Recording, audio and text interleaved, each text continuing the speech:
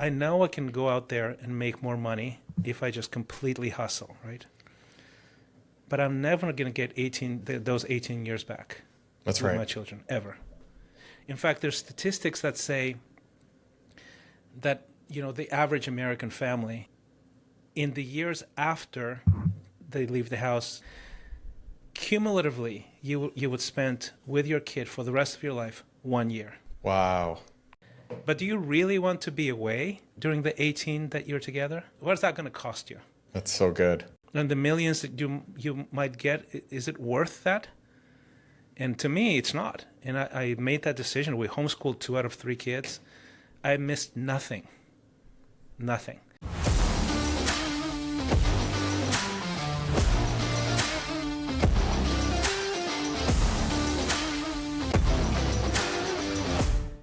Hey, what's up, Christian? Good to have you on the show.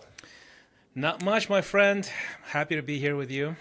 Well, this is fun. You and I have had a chance to talk business and life for quite some time now, and I'm really excited to share your story and even this new business, this new pivot, kind of like a new niche or genre that it's funny. It's kind of come full circle. It's something that you did a long time ago. It's something that you know well. You maybe thought you might abandon it and try something different, and all of a sudden you're back right where you started in the area you know best. That's true. Yeah, it's very interesting. Circle of life.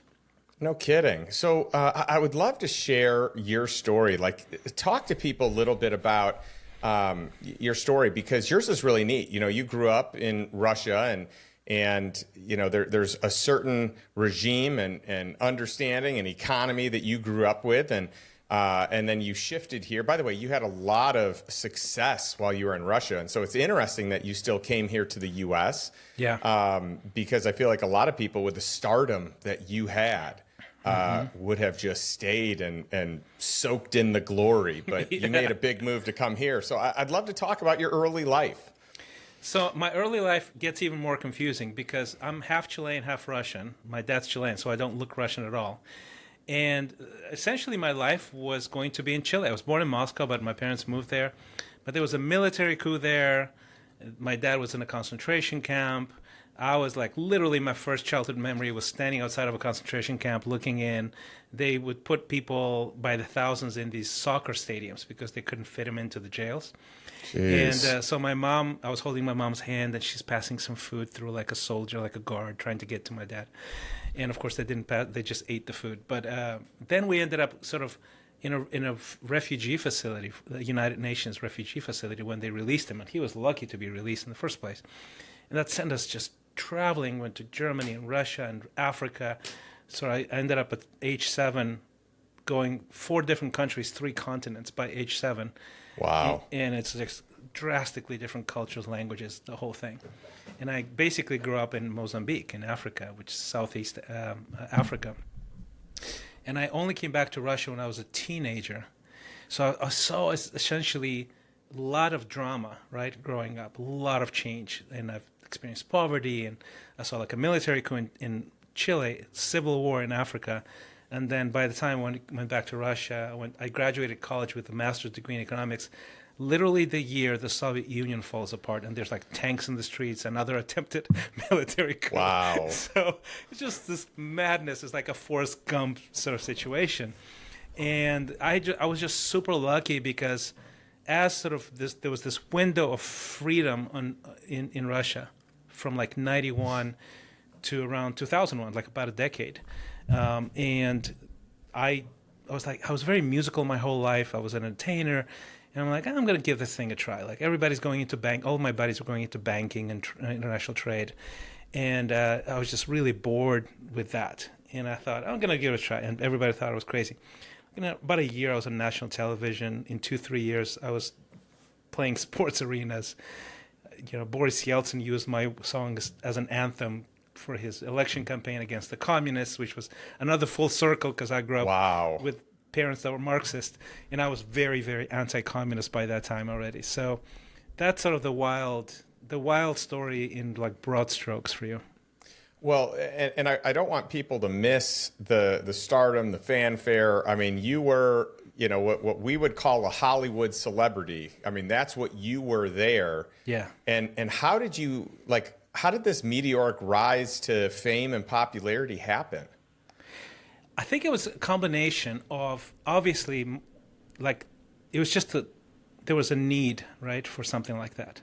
And I think what happened was when the Iron Curtain came down, the demand for Western music that we were deprived of, I mean, we literally were deprived of all of that. I had a glimpse because I could travel internationally because I had double citizenship.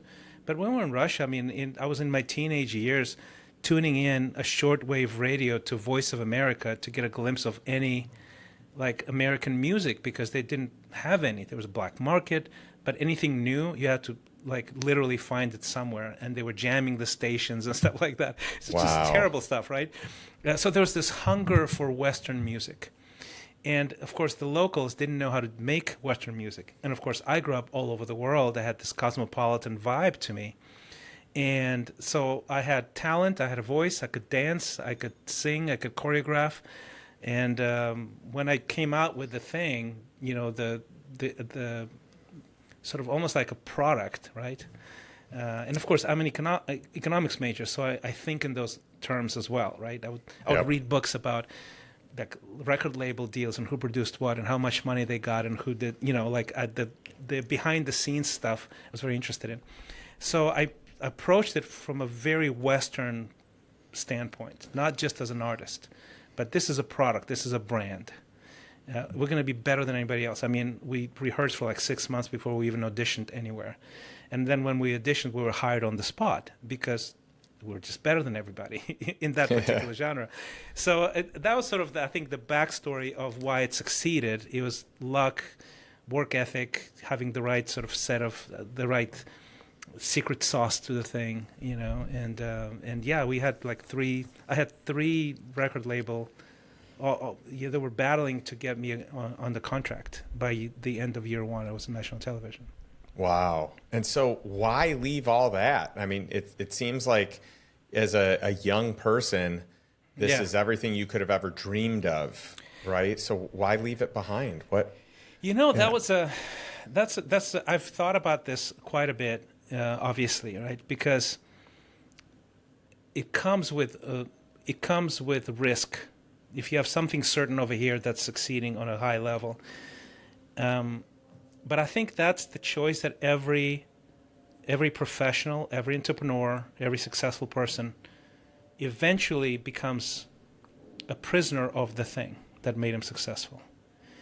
And those who stay and just sort of slug it out, they usually they have too many regrets.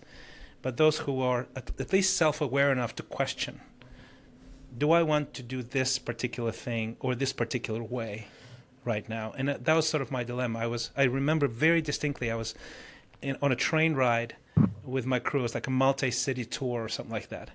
And I was just looking out the window, and I had this very distinct thought: is this all there is for me? And I like even surprised myself with the thought, because I was like, for a musician to doing what I was doing was like nobody gets to do that. Like 0.1% gets to do that, to live that kind of life, and get that kind of success where like millions of people know every word of my song, right? Of my first album. It was incredible. It's insane. Such a small percentage of the world that gets to experience a life like that. Precisely, yes. And it's just so fulfilling. I was so lucky. And yet, at the moment, I was thinking, yeah, but it's this very Soviet space. It's this very specific slice, right? Or post-Soviet space, rather. But it's like 15 different countries still. It's big territory. But I grew up on 3 different continents. I speak 4 languages. I have an economics degree. I became a Christian by that time. And I was like, gosh, I mean, there's so much spiritual. I want to be able to help people spiritually, not just entertain them. I was inspired by like We Are the World and Band-Aid and those times. I'm like, I want to help the poor. I grew up in Mozambique, one of the poorest countries in the world, and I'm not doing any of that stuff, right? So basically the gist of it was I was super lucky, incredibly grateful, and yet incomplete. Like there were big parts of me that were dormant. I also wanted to build a family, and I knew that this kind of lifestyle is not going to coexist with family. Right. In any, like, it just won't, right? And I really wanted a family. So there's all these dimensions that are dormant to you, and you ignore them usually as a successful person because you're getting paid, because you're getting the respect, you're getting the status, you're getting the accolades, and it's fun, it's fantastic, right? But then if you ignore those empty spaces that are still uninhabited, unfulfilled, eventually it catches up with you. And I just didn't want to be that person who lives with regrets. So I basically went home and I'm like, started talking to my crew. Hey, I want to transition out over time. I'm not going to do anything crazy. And they all thought I was crazy, of course. I'm sure. You know? I'm sure. They all wish that they could have what you have. Yeah, and of course their livelihoods depend on me. I had That's right. sort of maybe 20, 21 people working for me at the time, and I was scared too, because I'm like, what if I suck at whatever it is that I'm trying to do? You know, like, and it's going to be a financial sacrifice, and all. I mean, the press went crazy when I started sort of transitioning out, and like I got a lot of bad press, and it hurts, you know.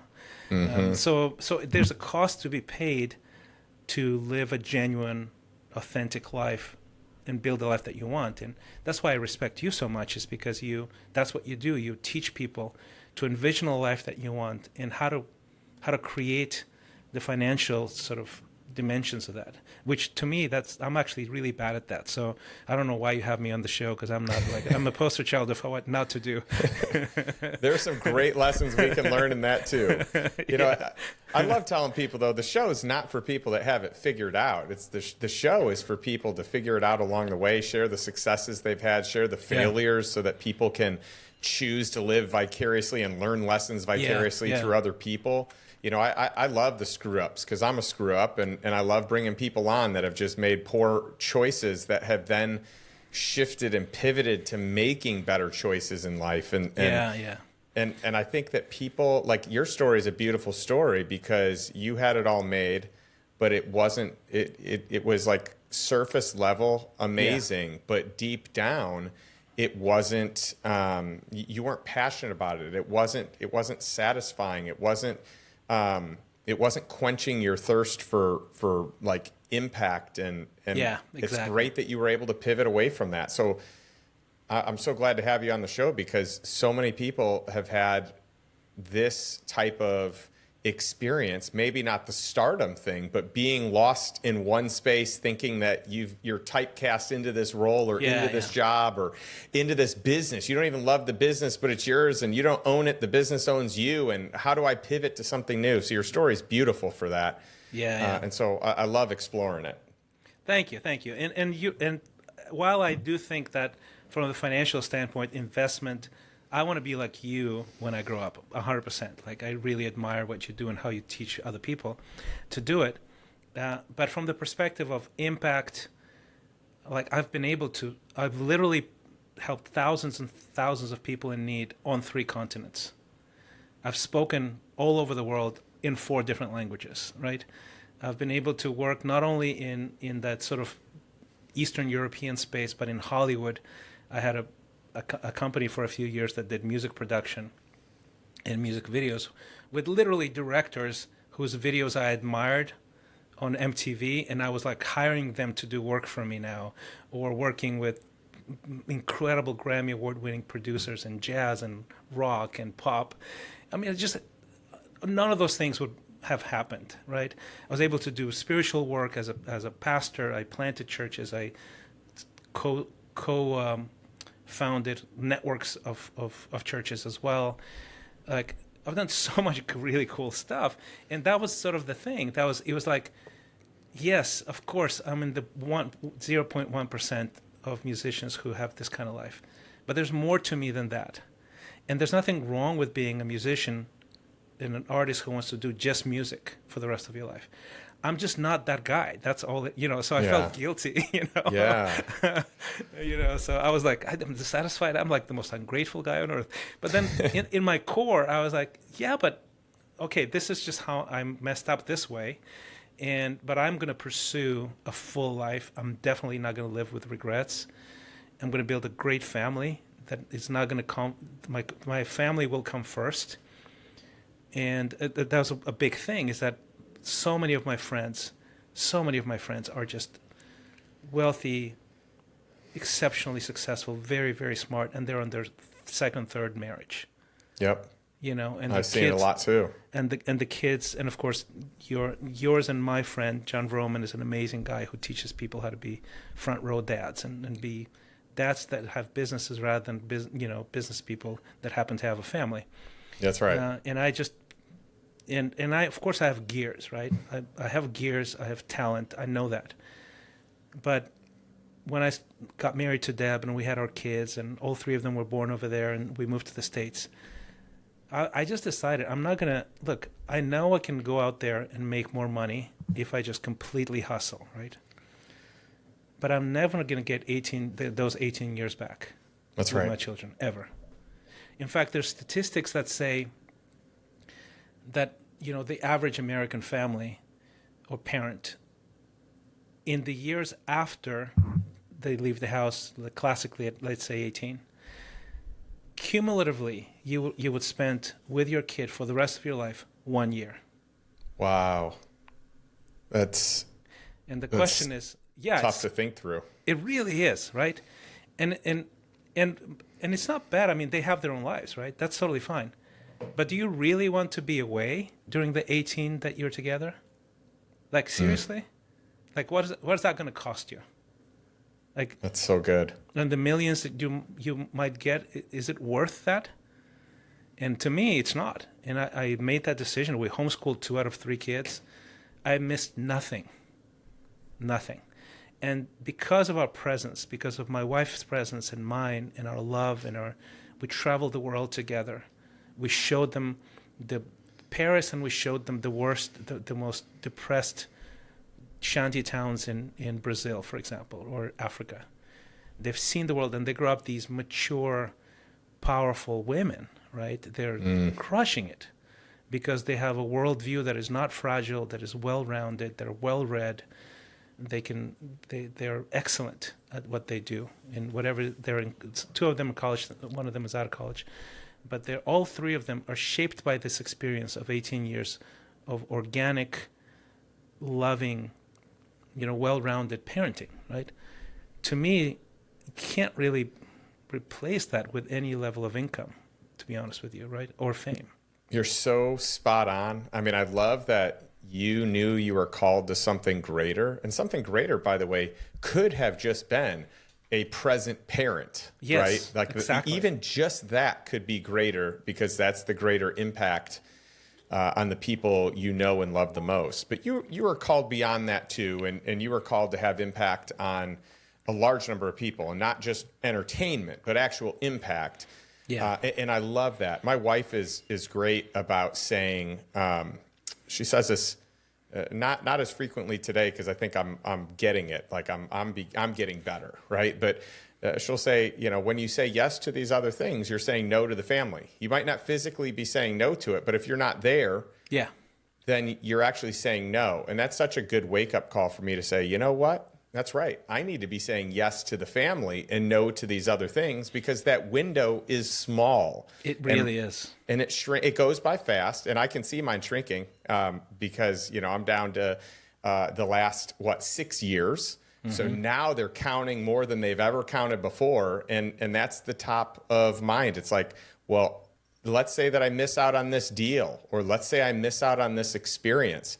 Well, if I had done it, I'm actually missing out on the investment into my family. And for right now, these next 6 years, it's more important for me to invest in my family than whatever money or whatever opportunity might exist. Now, I can probably do a good job of balancing both, but I don't want to miss anything important. And I love that you've modeled that for so many people. That's powerful. It is. Thank you. Yeah, that's the stuff that I don't regret, at all.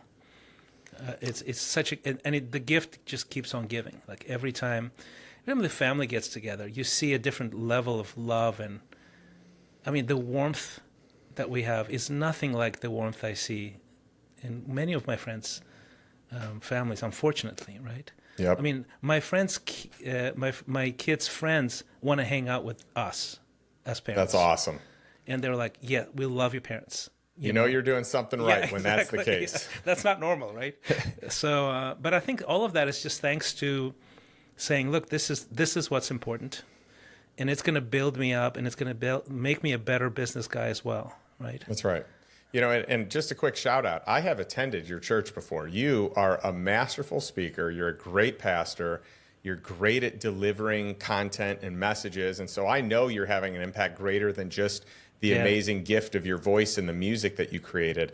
But you're going beyond that, right? You're a pastor who can't be contained by typical confines of the church. Like you've got other things that you want to do and visions that you have, and That's true. This entrepreneurship brain. And so you've had many iterations now of different businesses that you've done, whether they be coaching businesses or other businesses from an operation standpoint, like an operating company. So I'd love for you to share a little bit about that. And then I'd love to unpack some of the lessons that maybe you've learned or carried with you in the financial space growing up in a different country, right? Yes. Oh, yeah. And maybe some many. of the things that people here in the U.S. take for granted.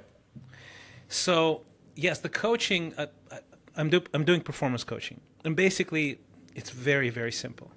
I'm doing for others what somebody else did for me. You know, I was literally at the peak of my career.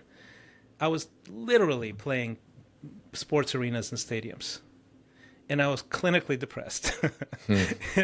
And the reason for that is because, and that's very classic actually with high achievers, is that we have such drive and such talent and zeal, and we overinvest in our outer game and we underinvest in our inner game. The thing that actually can drive that outer game to incredible heights and forever, right? And we, because of that, we get this sort of short-sighted success. Lopsided success is not a holistic success. And then it starts catching up with us. And we can't do even the thing that we invested so much towards, we can't do it well either. And that was sort of my reality. So I was like just really in a bad shape. And I had many weaknesses, but I think the main thing that brought me to my knees into faith actually originally was my romantic life. My parents were divorced. You know, it's funny because you experienced, 3 lifetimes worth of trauma, right? So military coup in Chile, civil war in Mozambique, tanks in the streets of Moscow. And the thing that breaks you is the divorce of your parents. Like that always gets me. Like, it's so strange. And I was just so, I was confused because, when you're sort of a pop idol, like there's all this female attention, but you have no idea if people are interested in the persona or in the person. That's right. Then on top of that, you layer sort of the fact that I am convinced that marriage doesn't work, that it's not even a real thing, that it always breaks people's hearts, and with a desire to actually love and be loved just like everybody else. So I was like a big mess, right? And so this that was just one of the many other inner game problems that I had. And somebody there was this Canadian guy who was a pastor, a missionary, who comes from actually a really wealthy family, but left it all and was like in post-Soviet space preaching the gospel. And he took me under his wing, and I said, can you teach me how to live life well, basically? Can you be like my Mr. Miyagi? That's amazing. And he was like, yeah. And I was at the smartest thing I did is to just listen to this guy and submit to his advice, right? Because people can give you advice, you won't listen to it most of the time. And he reshaped me and helped me. It's like he opened a portal to holistic success for the rest of my life. That's what he did for me. And it never went away for me. Like I just never forgot that, wow, one person can do this for you. And without that person, you can be talented, successful, driven, and still wreck your life. And that one special person can come in and change all of it for you, right? And so that never went away, It's beautiful. And I think I started doing that right away because it was such an amazing shift for me that even back when I was in Eastern Europe, I would coach Olympic athletes, like 5 of them, right? And like all kinds of entrepreneurs, fashion designers, artists, Russian mafia members who became Christians. Like, Oh, wow. Like I have several pretty intense stories, okay? Wow. Involving that. That's unreal. So, and then they turned their life around and they became incredibly like faithful people, family people, nonviolent people, wealthy people, right? So I see it over and over again. And at the time I was like, well, maybe I have sort of a propensity for that, but I was also, I'm sort of a celebrity here. That's going to stop in America. And it didn't. So we moved stateside, and I sort of attracted people like that for some reason, because I think I just have this, I have an insight into the human soul, but I also have an insight into the mind of the high achiever. Yeah. And I'm not intimidated because I'm like one of those guys, right? So I can talk to anybody.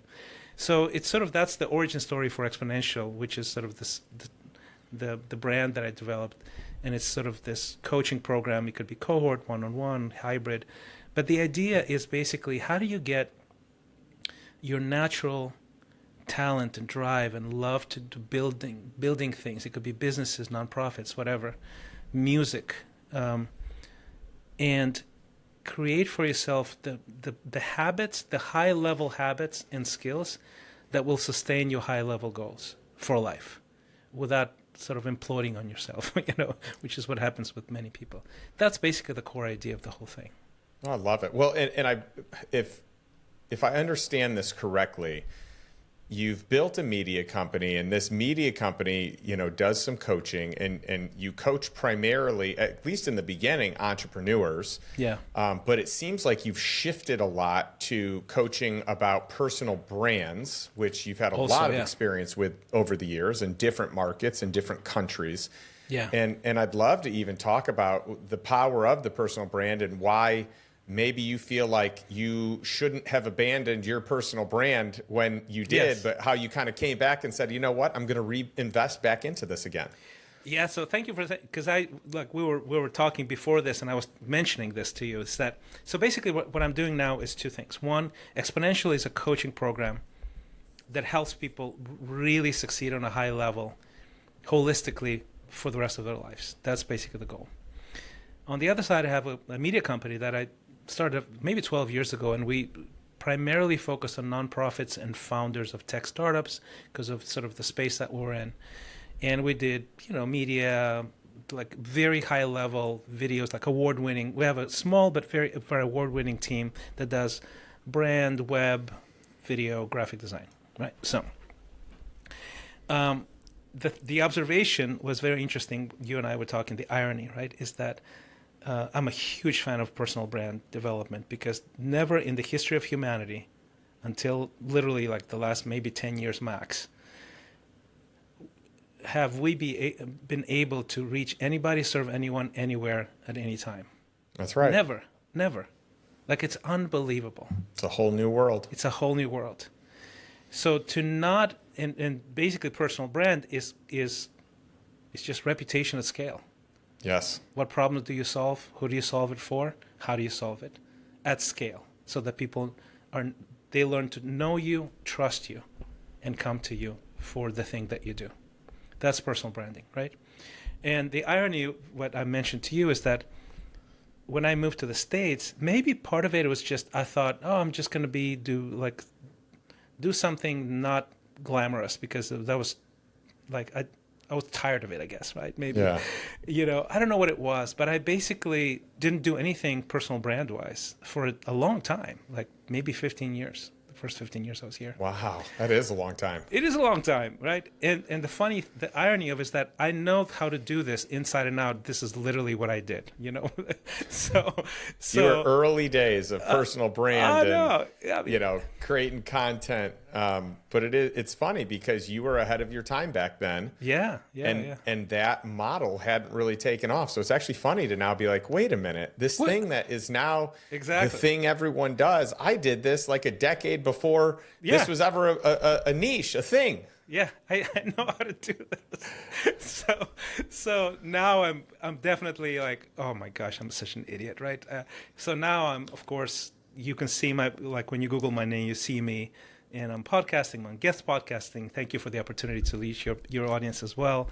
So it's all about basically saying, look, this is my life. This is what I believe holistically. This is the problems that I solve.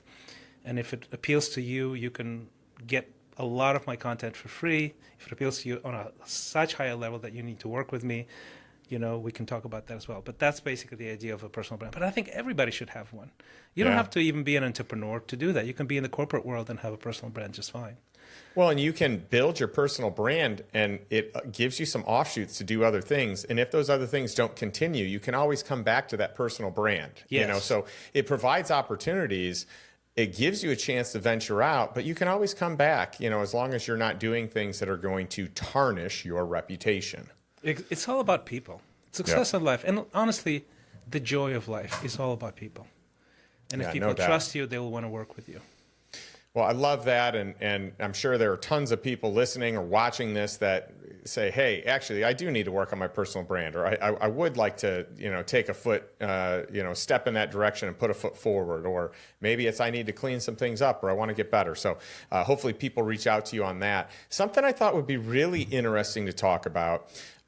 You grew up and I think it's important that we discuss this because there's a movement right now that I think is kind of an unhealthy movement away from capitalism towards, more of like a communist and Marxist ideology. Mm-hmm. And you grew up in this, right? You grew up with a Marxist ideology around money. Yeah. And around finance. And I'd love for you to talk about that a little bit and the dangers there, and even just what you've discovered coming here to the West, because I know it's kind of like night and day. It really is, yeah. But there's also something that sometimes is hard to kick to the curb when it has been ingrained for so many years through your youth. So I'd love for you to talk about that. I think this is super relevant to our audience. Okay, so thank you for asking, because this is something that really is super meaningful to me, honestly. And I'll tell you a couple of quick just illustrations, and we can go into any rabbit hole you desire.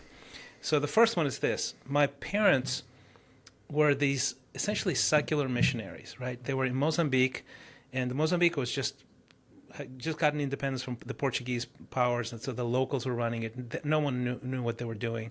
So they imported these people who were experts, and they put them in everything. And for some reason, they imported a bunch of Chilean expats, right? So we had 150 families, and they would literally teach in university, run gold mines, and big companies. They were just there, and they paid them very little. So they were sort of these secular missionaries that were there for the idea of helping a nation get back on their feet after being incredible. Oppressed for 300 years. So it's a very idealistic climate, right? Yeah. And my parents were all about causes, and that sort of came a little bit from the Marxist space because of sort of this criticism of capitalism, right? So it's almost like this unhealthy contrast. So that stayed with me, and I really that's why I say I want to be like you when I grow up, is that the aversion to money, although I'm an entrepreneurial person, is somehow coexists in me. It's like, somebody said to me, Jesus in my heart, Marx in my bones. It's kind of that kind of thing. Yeah. I'm a little ADHD professionally, so I'm a pastor. I have a nonprofit, an after-school academy in Mozambique, by the way. And I have these two businesses. And from those four things, which is definitely too much, right? You can't be doing four things and do it well. I will always lean naturally towards causes that don't bring revenue away from things that can bring me more revenue. So it's a terrible thing, actually. I don't like this about me, and I've been trying to fix it for a few years now. But my point is, it creates almost like a cultural DNA, like a filter in your mind that is not healthy and leads to poverty. And no one enjoys poverty. I don't care who you are idealistically, right? Right. So that's one thing. The other is that I experienced very uniquely so Marxism on three continents, because the first country, Chile, was actually run by a socialist president that was overturned by the military people who were actually outright fascists, both bad things. So I knew what he was doing. Later, I was small, but I learned what he was doing, and he would have actually taken the country in the wrong place also. Then when we were in Mozambique, that was a Marxist government, and the stuff that they did after taking like freedom, acquiring freedom for their people, and not giving them more free market opportunities, prosperity, they didn't know how to do that because they were Marxist. And then of course in the Soviet Union, I was like awful stuff, right? Like mediocrity central. That's just right. depressing stuff. So I lived all those things, and so I became intensely anti-communist. But I also studied economics in college, so I actually read Karl Marx. So when we moved to the States, eventually, when this whole wave of sort of Marxism becoming popular, socialism becoming popular, sort of in vogue, going from the fringes to like literally like mainstream people, politicians, publications, speaking those things, I was actually freaking out. University curriculum, even. Yes. Which is pretty mind-boggling Yes. to me. I read an article in Teen Vogue for some reason that had like whole sentences lifted from Karl Marx. Wow. And I was like, my brain was exploding. I was like, Deb, what the heck is going on? Don't you guys see this as evil? You know? And basically she was like, no, we don't actually. I'm sorry. You know, like you see it because you were in it. Right. And so I ended up, she was like, you should write these things down. So I wrote a book that I'm releasing in the fall called Little Book of Big Reasons to Love America. And basically in that book, it's 10 chapters. It's a quick read. It says all kinds of pictures, illustrations, like a coffee table book. And it has 10 reasons why Americans should pay attention that what you have here is unique. What we have here, I'm an American citizen, really proud of it, best country in the world. So grateful to be here. There's 10 reasons that people should pay more attention to. And there's sort of these warnings, right? Okay, if there's no spirituality and no faith in a country, that country is going to fail. If there's cultural Marxism, even if it's like this mutated Marxism, that country is going to go down. And if the family is not central in the cultural DNA, that's not going to be. If a country is not generous and charitable, that country will suffer. So there's all these reasons where I highlight the strengths, the incredible strengths that America has, and what not doing that will do to us here, because it's happened everywhere else. You know, 72% of the population on the planet today live under an authoritarian regime. Wow. Today, 5.6 billion, I think. That's so crazy. Today. And I would have never guessed it to be that high.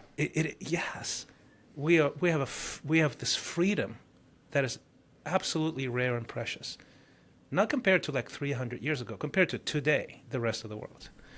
And this freedom is actually shrinking, even in Western countries like Western Europe, and it's now also under scrutiny and attack and sort of out of vogue even in America. And that really worries me, right? So I'm like, I wrote the book because I really want people to know about it.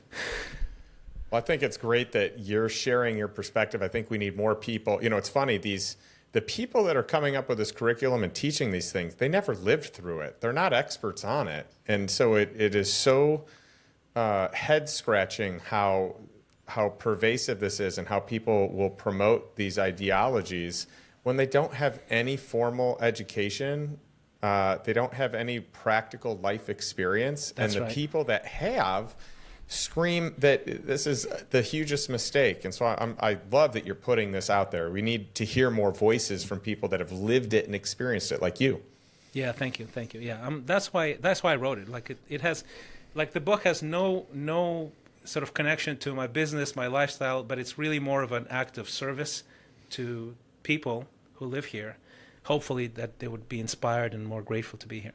I love it. Well, Christian, this has been so much fun. I appreciate your candor and your time and just all these lessons that you've shared and really being vulnerable enough to tell us about your past and, you know, kind of how it set you up today, but also some of the shortcomings and some of the failures along the way, and even being able to tell us at the peak of your fame and fortune, you felt the most empty. And I love that you were able to make that pivot and say, you know what, something's better, right? Yeah. There's a better way. And that you were able to use your faith to kind of help guide you and take that step. So your story's brilliant. I love it. I'm so glad we got to share it here today. Where can people learn more about you? I have a newsletter that goes out every Sunday. It's christianrayflores.com. It's my name, basically. So they can find that. If you want to, there's a really cool tool that I use with all my clients. It's called the Exponential Scorecard. And it's basically it's a tool to sort of be able to measure, at least self-assess, the most important dimensions of life. And you can find it at exponential.life, exponential without an E, starts with an X, /score. And it's free because I use it, but I give access to everybody. And it's a really cool tool because, look, if you feel like I felt on that train ride, maybe you're even super successful, but there's these dimensions, man, that they just don't give you peace, right? There's something missing. Pay attention to those intuitions, those whispers of your soul. And this tool basically gives you permission to say, okay, this is pretty flat. I need to understand that. And it's like, it takes about maybe 8 minutes to complete like 40 questions, and you get a report that is very honest. And it's a good starting point to at least start thinking about holistic success, not just one-sided success. I love that, Christian. Thank you for sharing that. And I just love ending every episode that I do with a question to our audience. So to those of you watching or listening, my question to you is the same each week, but what is one step that you can take today to move towards financial freedom, to move towards living a life that you desire on your terms? So again, not a life by default, which most people are accustomed to, but rather a life by design. And maybe that one thing is just taking what Christian said here and listening to the whispers of your soul and trusting your intuition. But pick one thing and move forward with that this week and today. Thanks, and we'll catch you next week.